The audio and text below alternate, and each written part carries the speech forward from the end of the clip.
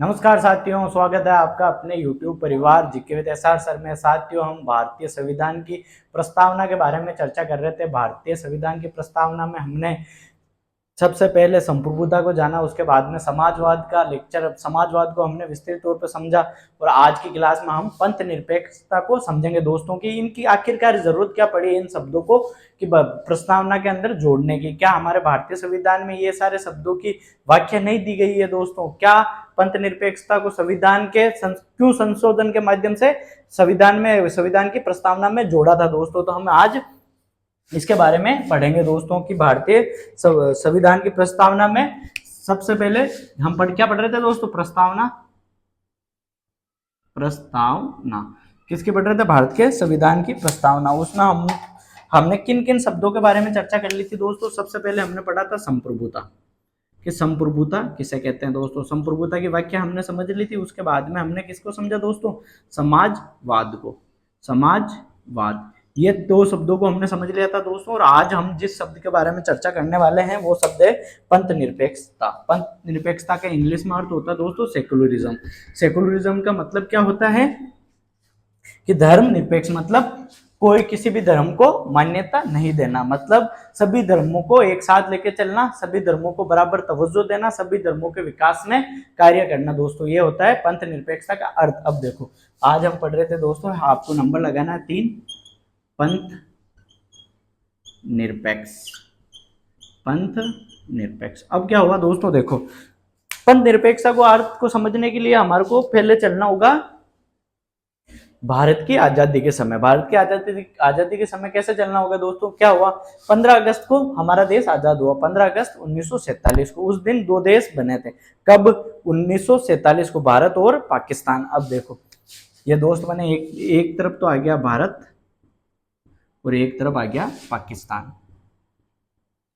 जब 15 अगस्त को हमारा देश आजाद हुआ था दोस्तों, तो पाकिस्तान ने किस आधार पे अपने देश के निर्माण की मांग करी थी दोस्तों? पाकिस्तान ने कि हमारे को एक जैसे कल्चर के लोग चाहिए, हमारे को एक जैसी मान्यता वाले लोग चाहिए, हमारे को एक जैसे धर्म के लोग चाहिए। मतलब इसने, पाकिस्तान ने पहले से ही क्या चीज घोषित कर रखी थी दोस्तों?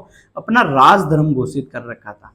क्या घोषित कर रखा था? राजधर्म। और वो राजधर्म इन्होंने क्या बताया दोस्तों? मुस्लिम। क्या बताया?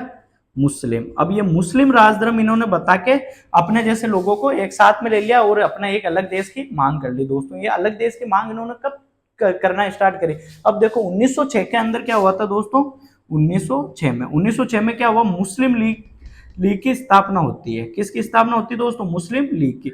अब ये मुस्लिम लीग का क्या कॉन्सेप्ट था दोस्तों? कि मुस्लिम लीग ने क्या करा कि भारत के अंदर एक पृथक राष्ट्र की मांग करना स्टार्ट कर दिया। अब ये कैसे हुआ? क्या हुआ दोस्तों? 1919 के अंदर, क्या पहले 1909 के अंदर, 1909 के अंदर अंग्रेजों ने क्या भारत के अंदर क्या लेकर आए दोस्तों? मार्लो मिंटो सुधार अधिनियम लेकर आए। और उसके बाद में 1919 में मोंटेग्यू चेम्सफोर्ड अधिनियम, ये दो भारत के अंदर आए थे दोस्तों। इनके माध्यम से क्या करा कि इन्होंने इनको सेपरेट वोटिंग का सिस्टम दिया। किनको? मुसलमानों को। मुसलमानों को कैसे दिया कि भाई मुसलमानों को, जब अगर कोई कैंडिडेट मुसलमानों को खड़ा है तो उसको वोट देने का अधिकार सिर्फ मुसलमानों को ही है। मतलब कुछ क्षेत्र है जहां पे मुस्लिम संख्या में कम है, तो उनको क्या करा कि उनको सेपरेट से अल्पसंख्यकों के माध्यम से वोटिंग का अधिकार दे दिया। और फिर ये इनको क्या लगा कि अब भारत के अंदर इन्होंने फूट डालने की राजनीति शुरू कर दी अंग्रेजों ने। और उसके माध्यम से क्या हुआ कि भाई ये मुस्लिम लीग ने पृथक राष्ट्र की मांग करना शुरू कर दिया। कैसे? कि मुस्लिमों के आधार पर कि हमें एक अलग राष्ट्र बनाना दोस्तों। अब इन्होंने तो अलग राष्ट्र बना लिया।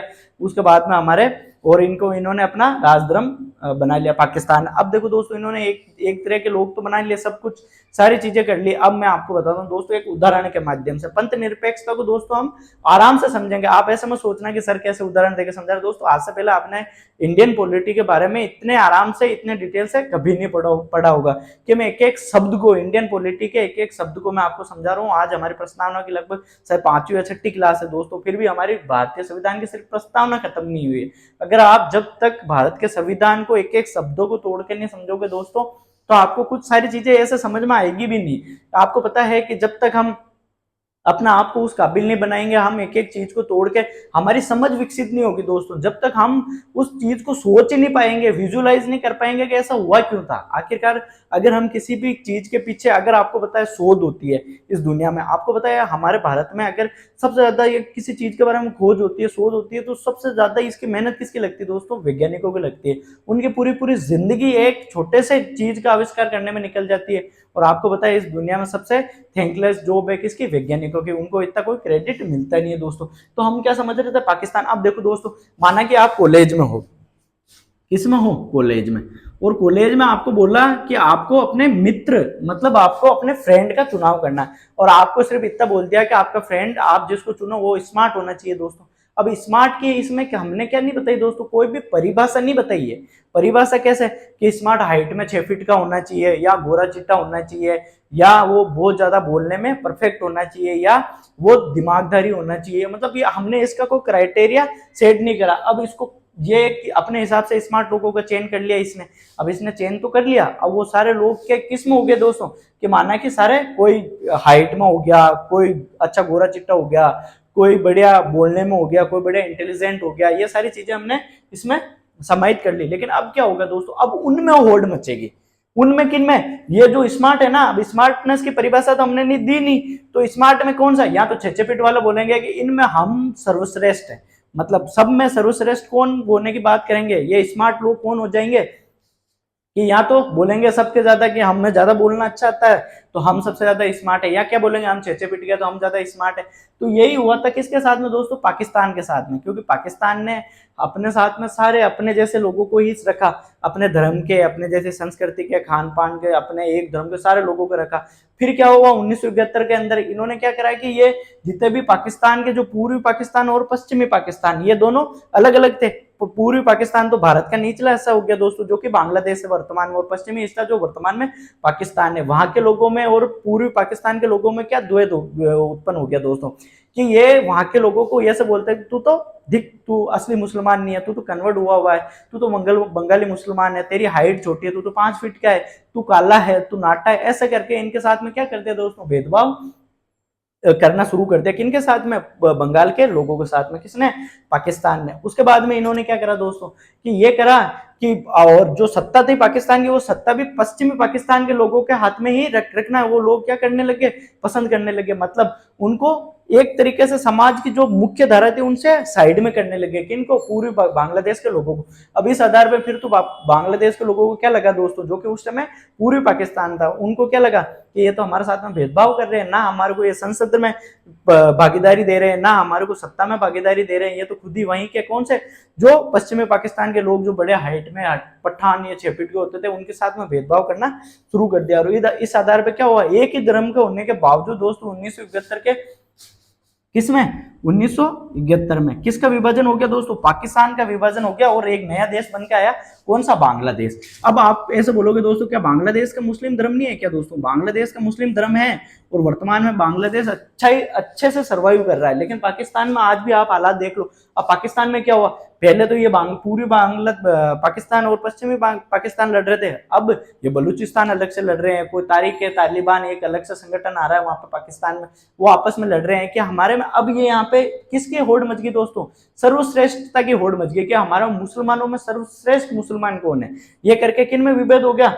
ये पाकिस्तान में हो गया। इन्होंने भले ही अपना धर्म मान लिया, सब कुछ कर लिया। अब भारत के लोगों ने, जो भारत के जो बुद्धिमान थे, जो संसद के सदस्य थे दोस्तों, जिन्होंने भारत के संविधान का निर्माण करा, उन्होंने क्या करा कि हमारे देश का कोई धर्म ही नहीं रखा दोस्तों, धर्म नहीं रखा। अब आपको ये सुनने में बहुत ही नेगेटिव साउंड प्रतीत होगा दोस्तों। देखो भारत में, देखो राज्य का कोई धर्म नहीं है, धर्म नहीं। अब देखने में आपको नेगेटिव साउंड प्रतीत होगा दोस्तों, ये राज्य का कैसे धर्म होता है? नास्तिक की ओर इशारा कर रहा है। किसकी ओर इशारा कर रहा है? नास्तिक की ओर। लेकिन ऐसा नहीं था दोस्तों। भारत के लोगों को, और भारत के जितने भी संविधान के जो लोग थे दोस्तों, उनको ये पहले से ही पता था कि हमारे देश में हर जगह अलग अलग जगह पे अलग अलग धर्म के लोग हैं। हमारे देश में इतने सारे धर्म थे दोस्तों। देखो कौन से धर्म थे दोस्तों? हिंदू, मुस्लिम, सिख, ईसाई, जैन, बौद्ध, फारसी, यहूदी। हमारे देश में दोस्तों धर्म की कोई कमी नहीं थी, मतलब बहुत सारे हमारे देश में धर्म थे। अब आपको पता है हमारे देश में तो राज्यों का निर्माण ही भाषा के आधार पर हुआ। अब जब राज्यों का ही निर्माण भी भाषा के आधार पर हुआ तो फिर तो हमारे देश का बच्चा ही क्या दोस्तों। जब अगर हमने राज्य का धर्म ही, राज्य का तात्पर्य यहाँ पे दोस्तों देश से, मतलब अगर हम भारत का धर्म ही, अगर हम हिंदू धर्म या कोई सा भी धर्म अगर राजधर्म घोषित करते तो फिर तो अलग अलग हमारे देश के टुकड़े होने निश्चित थे, निश्चित टुकड़े होने लाजमी थे दोस्तों। क्यों कि भाई हमने तो राज्य का धर्म घोषित कर दिया ना, उसके बाद में अलग अलग क्षेत्र के लोग झंडा उठा के जय हो हमारा देश अलग करो, हमारा देश अलग करो, ये सारी चीजें देश में होनी थी दोस्त। लेकिन भारत के लोगों ने क्या करा कि हमारे देश का कोई धर्म घोषित नहीं करा। अब देखो कि इन्होंने धर्म तो घोषित नहीं करा लेकिन हर धर्म के संरक्षण की बात करी कि भाई कोई देखो अनुच्छेद हमारे भारत, जब हम मौलिक अधिकार पढ़ेंगे ना दोस्तों तब हम जो धार्मिक स्वतंत्रता का अधिकार है दोस्तों उसको विस्तृत तौर पर चर्चा करेंगे। कम से कम हमारी एक दो घंटे की क्लास में सिर्फ हम धार्मिक स्वतंत्रता का अधिकार पढ़ेंगे। अब देखो अनुच्छेद 25 और 26 में क्या है दोस्तों, ये इसमें धार्मिक स्वतंत्रता का अधिकार है। अब तात्पर्य क्या है कि राज्य सभी धर्मों को समान रूप से पोषित करेगा, मतलब सभी धर्मों को, कि भाई अगर हिंदुओं को आगे बढ़ाने की बात आ रही है तो राज्य उनके लिए अलग विद्यालयों की अलग वो उनकी व्यवस्था करेगा। अगर भाई मुस्लिमों की बात आ रही है मुस्लिमों को आगे बढ़ाने की तो मुस्लिमों के लिए अलग मदरसों में शिक्षा की व्यवस्था की जाएगी। अगर बौद्धिज्म के तो उनके अलग स्तूपों के निर्माण किया जाएगा। जो भी हमारे देश में होगा तो आप देखोगे अलग अलग, अगर हमारे देश में अगर किसी एक धर्म, हमारा देश दोस्तों किसी एक धर्म का नहीं है, हमारे देश में देश सभी धर्मों का है। अगर आप ऐसे बोलोगे कि मुस्लिमों का तो अलग धर्म से आधार पर देश बना दिया पाकिस्तान, तो फिर मुस्लिम हमारे देश में क्या करें दोस्तों। ये देश मुस्लिमों का भी है।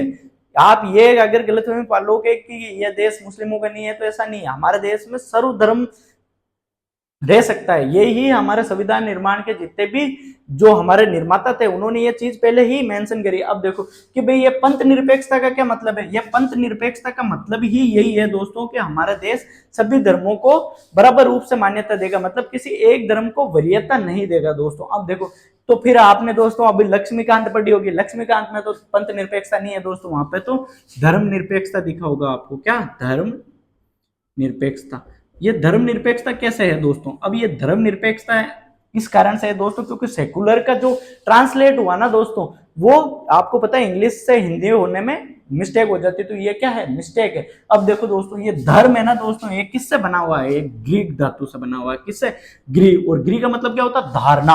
अगर हम अपने आप को धारण करें, मतलब अगर हम किसी चीज को मानते हैं दोस्तों तो अपना आप को धारण करें, चाहे किसी भी धर्म को। अब आप बताओ सिख धर्म है वो क्या करता है दोस्तों, सभी के सेवा का कार्य करता है, तो वो क्या है हम उसको धारण करेंगे, किसको, सिख धर्म के इस कार्य को। तो ये क्या हो गया, धर्म निरपेक्षता को हमने समझा दोस्तों। अब ये पाकिस्तान और भारत का कॉन्सेप्ट आपको समझ में आएगा दोस्तों कि ये, अब देखो कि ये पंथ निरपेक्षता शब्द कौन से संविधान संशोधन के माध्यम से जोड़ा गया था दोस्तों, 42वें संविधान संशोधन, 42वें संविधान संशोधन 1976 में जोड़ा गया था। किसको, पंथ निरपेक्षता शब्द को दोस्तों। अब मैं आशा करता हूं कि ये आपको समझ में आया होगा दोस्तों पंथ निरपेक्षता का मतलब क्या है।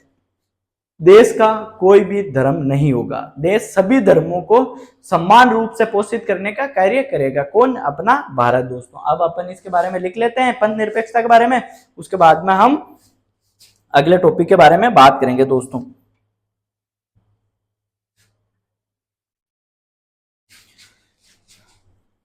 हेडिंग डाल लो पंथ निरपेक्ष।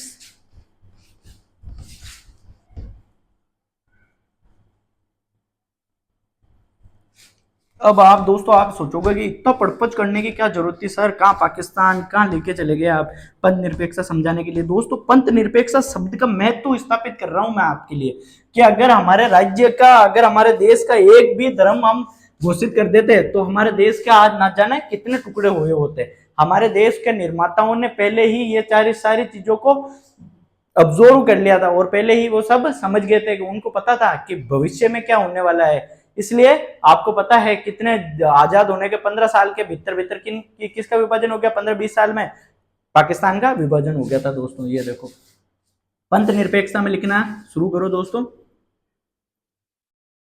इससे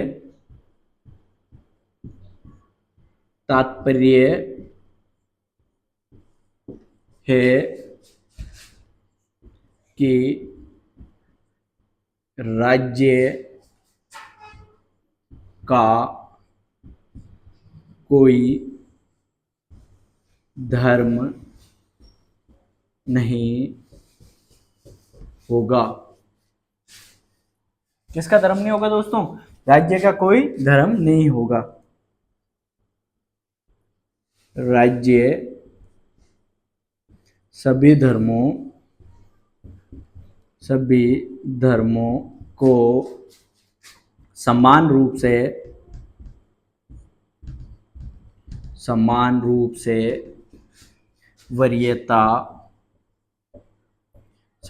से वरीयता देगा। राज्य के संचालन में कोई भी धार्मिक ग्रंथ नहीं होगा। लिखो जल्दी से दोस्तों इसको, इसके बाद में आगे बात करते हैं हम।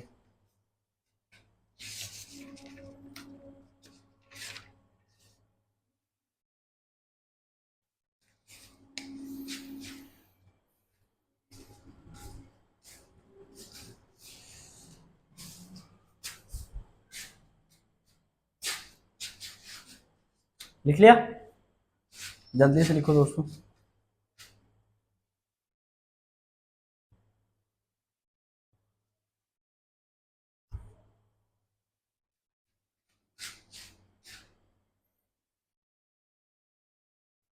जल्दी लिखो।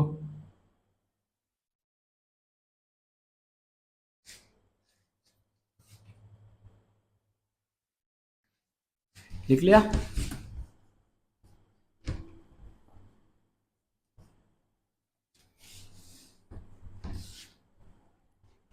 आगे लिखो दोस्तों। भारतीय पंथ निरपेक्षता सकारात्मक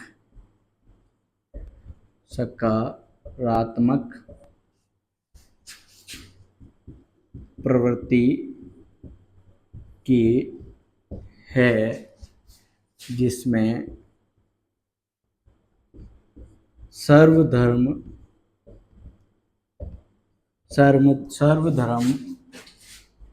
को समान रूप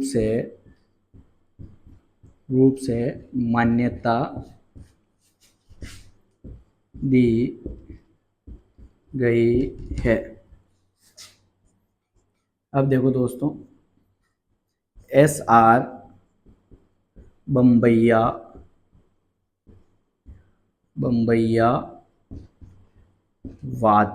बम्बैयावाद हुआ था दोस्तों। उसमें सुप्रीम कोर्ट, सर्वोच्च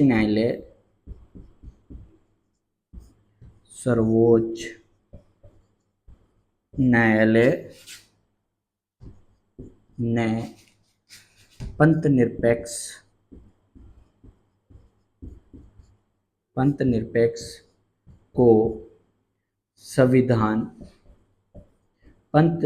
को संविधान की आधारभूत संरचना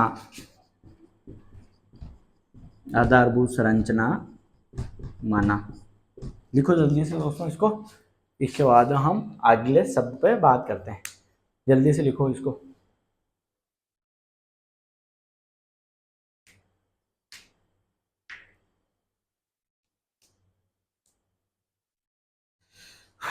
जल्दी लिखो दोस्तों।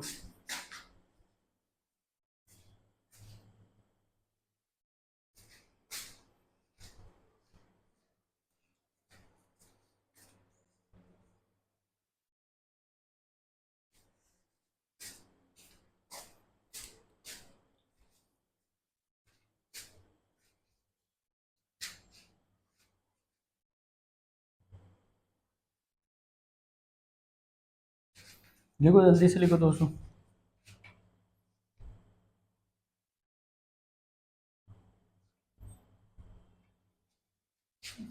लिख लिया। अब बात करते हैं हम दोस्तों लोकतंत्र के बारे में। लोकतंत्र के बारे में हमें सिर्फ लिखना है दोस्तों, लोकतंत्र को हमने समझ लिया था जब हमने संविधान की विशेषताओं का अध्ययन करा था दोस्तों। फिर भी एक बार बात करेंगे दोस्तों लोकतंत्र। लोकतंत्र का मतलब क्या है दोस्तों? जनता का, जनता के द्वारा, जनता के लिए शासन दोस्तों, उसे क्या कहते हैं? लोकतंत्र। मतलब जनता अपने में से ही व्यक्ति को खड़ा करके उसको वोट देती है और वही व्यक्ति उनके ऊपर शासन करता है दोस्तों, उसे क्या कहते हैं दोस्तों? लोकतंत्र कहते हैं। तो बस आपको इस शब्द को लिखना है, इसके अलावा और कुछ भी नहीं करना है। चौथा शब्द है दोस्तों लोकतंत्र। लोकतंत्र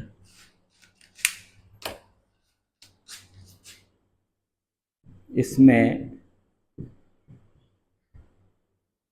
राज्य की राज्य की राज्य का राज्य के लिखो दोस्तों, राज्य के सत्ता का स्रोत का पता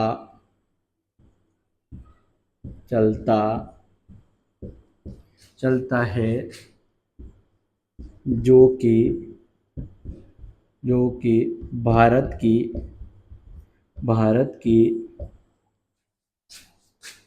जनता है।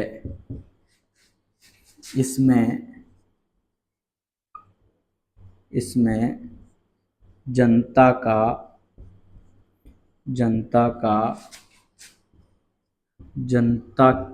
के लिए जनता के द्वारा शासन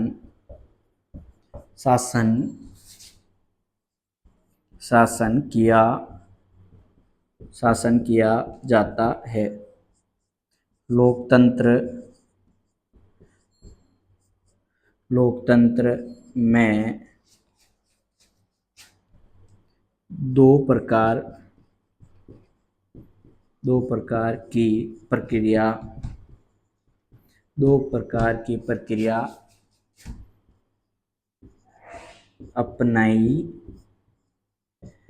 अपनाई जाती है, जो कि भारत में विस्तृत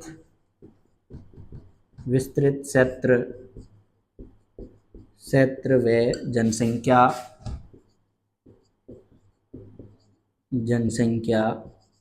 को देखते हुए अप्रत्यक्ष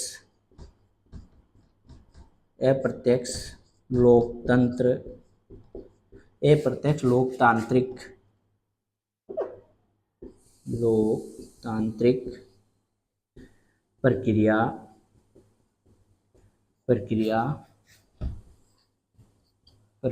को अपनाया गया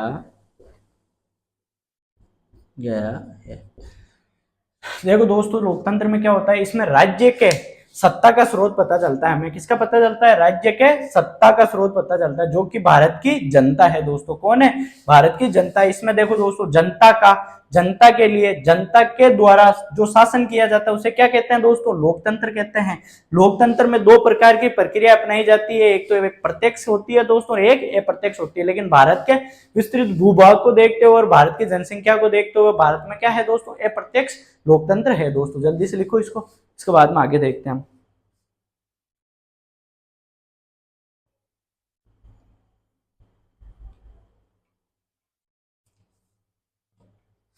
जल्दी लिखो।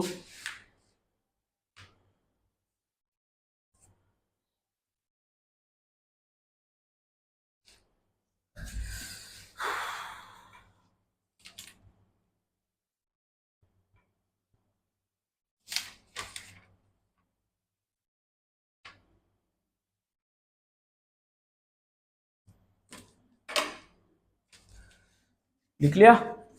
नहीं तो आप क्लास को रोक के लिख लेना दोस्तों। अब बात करेंगे दोस्तों हम गणराज्य के बारे में। किसके बारे में? गणराज्य के बारे में। गणराज्य को हमने भारतीय संविधान की विशेषताओं में भी पढ़ा था और यहाँ भी पढ़ेंगे, वहां भी समझाया था दोस्तों मैंने, और यहाँ भी समझा देता हूँ। दो देशों का प्रयोग करके। आपको पता है दोस्तों, आज तक इस दुनिया में एक ही क्रांति हुई है जिसमें कोई भी खून खराबा नहीं हुआ दोस्तों, वो थी ब्रिटेन की क्रांति। कैसे? अब देखो, एक तो है अपना देश भारत और एक है ब्रिटेन। ब्रिटेन से दोस्तों हमने सारी चीजें ऑलमोस्ट कट कॉपी पेस्ट करी। लगभग दो तिहाई, कितना, दो तिहाई संविधान हमने कहां से कॉपी किया दोस्तों? ब्रिटेन के संविधान से कॉपी किया। लेकिन हम किसके बारे में बात करें दोस्तों? पहले गणराज्य। किसके बारे में बात कर रहे हैं दोस्तों? गणराज्य। अब गणराज्य किसे कहते हैं उसको समझ रहे हैं दोस्तों। अब देखो, जो ब्रिटेन है दोस्तों, यहाँ पे जो देश का प्रथम नागरिक होता है दोस्तों, किसका? ब्रिटेन का देश का प्रथम नागरिक होता है दोस्तों, वो वहां का क्या होता है? यहाँ का राजा होता है दोस्तों, राजा या रानी होती है। और वो यहाँ का क्या होता है दोस्तों? ब्रिटेन का प्रथम नागरिक होता है, जो कि किस आधार पर चुना जाता है दोस्तों? वंशानुक्रम के आधार पर चुना जाता है। वंशानुक्रम के आधार पर चुना जाता है। किसका राजा? ब्रिटेन का राजा।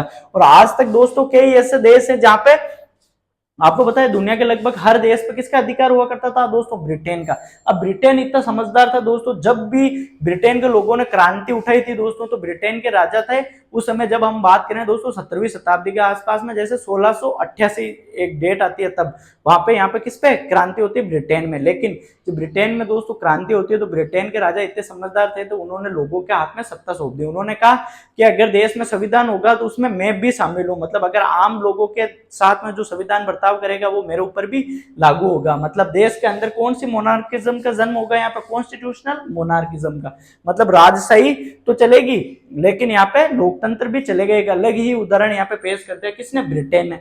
यहाँ पे देखो दोस्तों, अगर राजा ने जो कोई भी कृत्य किया, अगर राजा ने हत्या करी तो राजा को वो ही दंड मिलेगा जो एक आम नागरिक को मिलता है दोस्तों। तो आज तक देखो, आज भी बहुत सारे देश ऐसे हैं दोस्तों जो कि ब्रिटेन के राजा या रानी को अपने देश का प्रथम नागरिक मानते हैं। किनको?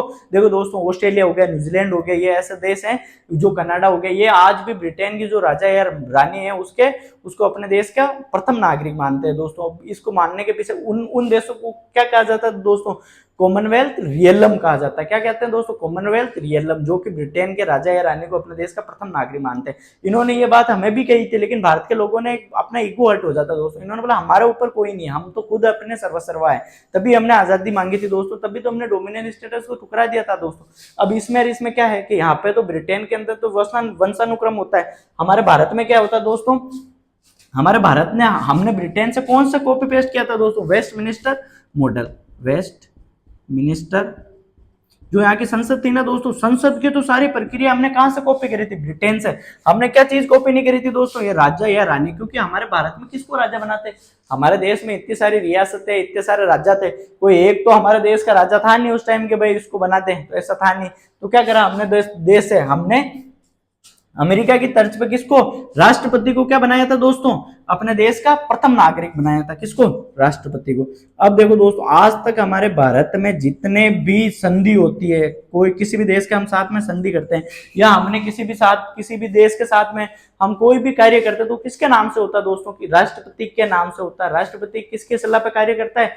कैबिनेट, जो हमारे जो कैबिनेट मिनिस्टर होती है उसके सलाह पर कार्य करता है। अभी देखो हमारे देश में चुनाव, और अभी चुनाव संपन्न हुए दोस्तों। अब राष्ट्रपति, हमारे देश का राष्ट्रपति किसको नियुक्त करता है? प्रधानमंत्री को शपथ दिलाता है और उसको नियुक्त करता है दोस्तों। अब देखो कि ये तो हो गया अपने राष्ट्रपति। तो हमारे देश में दोस्तों संसदीय मॉडल है या राष्ट्रपति का मॉडल है? मतलब अध्यक्षात्मक प्रणाली है। हमारे देश में दोस्तों अध्यक्षात्मक प्रणाली नहीं है, हमारे देश में संसदीय प्रणाली है।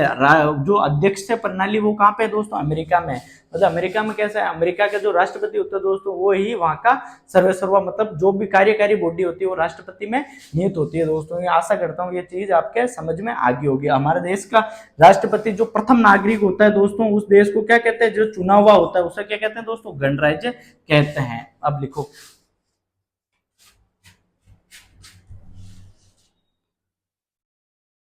गणराज्य।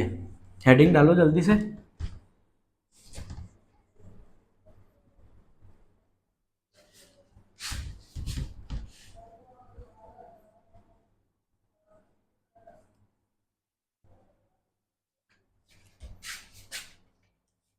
गणराज्य।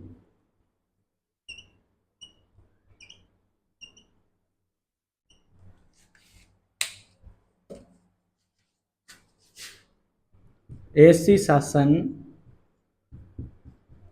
ऐसी शासन व्यवस्था ऐसी शासन व्यवस्था जिसके देश का देश का देश का प्रथम नागरिक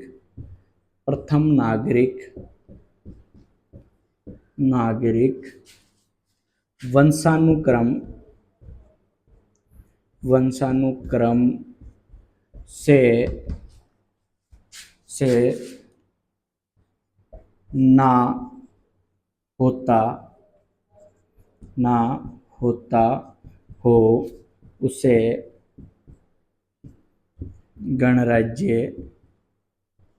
गणराज्य कहा जाता है। अर्थात देश के प्रथम नागरिक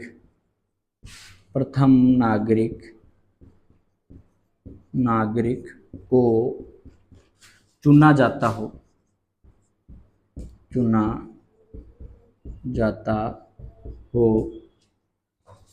भारत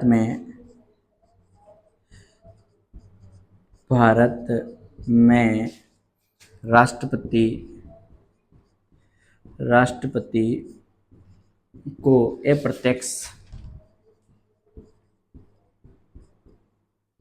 अप्रत्यक्ष रूप से चुना जाता है। अब देखो एक बार ये लिखो दोस्तों, इसके बाद में हम ब्रिटेन के बारे में भी लिख लेते हैं। एक बार जल्दी से लिख लो इसको।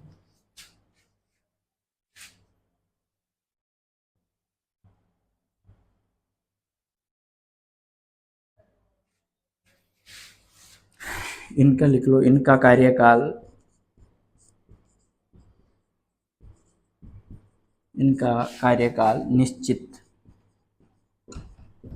निश्चित होता है। जल्दी से लिखो दोस्तों इसको।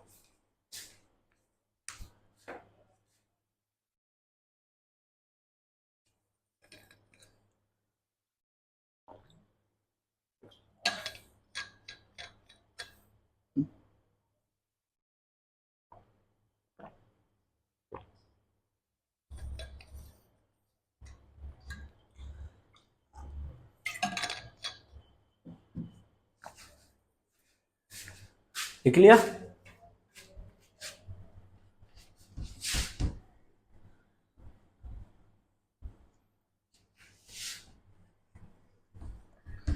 नोट डाल के लिख लो दोस्तों।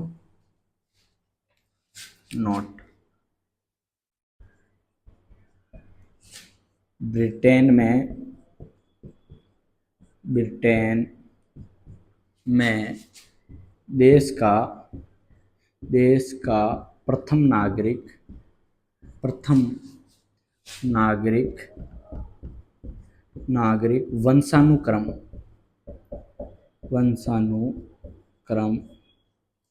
वंशानुक्रम के